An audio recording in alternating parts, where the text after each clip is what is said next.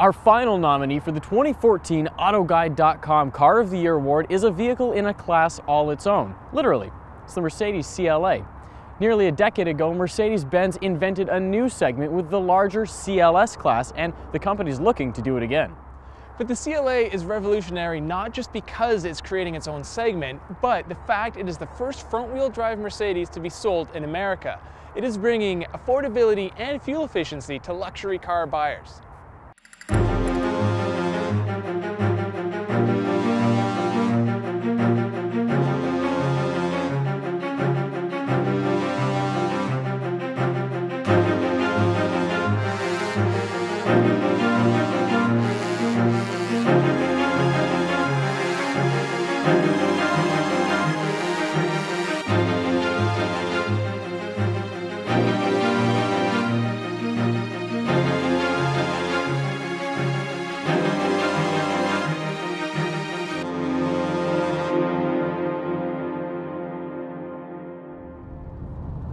Okay, so basically what Mercedes has done here is crunch down their expensive CLS, given most of the styling to the CLA, and some people might argue that it dilutes the brand and that it takes away from pricier, more exclusive products. I would respectfully disagree, because I think it opens that stuff up to more people and probably spreads the brand image. You really got to recognize the fact that this is a low-cost car with really high-end styling, but that raises one question in my mind. Does the engine, the transmission, all that, does that live up to the aggressive good looks that we have?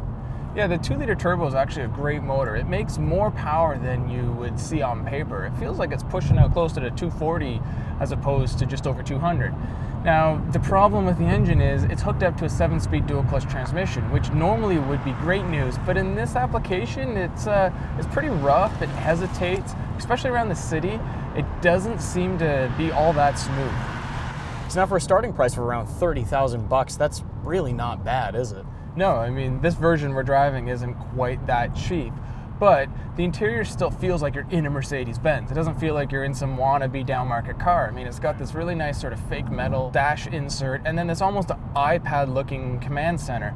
And I must say, the steering wheel feels like it could be out of any Mercedes-Benz. Fair enough. The one thing, though, that I got to gripe with a little bit is the fact that there's this fake leather seating. And the seats themselves are very comfortable in the front, very supportive, but at the same time, there's a lot of hard plastics in here. And for a Mercedes-Benz product, I almost want a little bit more. The other thing, too, is, yes, there are 4 doors here, but no, you cannot fit 4 people into this car very comfortably. I mean, I'm not the tallest guy in the world, and I still struggle. I feel like I'm shoehorning myself into the back seats. Not only that, but the trunk is pretty small too. Even with all those negatives, this is an all-new segment Mercedes has created, and all the other luxury makers are going to follow suit. BMW has a new front-wheel drive 1 Series on the horizon, and Audi has a new A3 that should be out any time now. And it's just showing that's the way the market's going. People want luxury, but they want smaller, more affordable cars. And I guess it really says a lot that one of the finalists for our Car of the Year awards is a front-wheel drive Mercedes-Benz.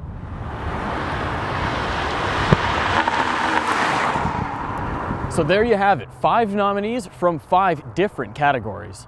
Check back next week when we announce the winner of the 2014 AutoGuide.com Car of the Year Award.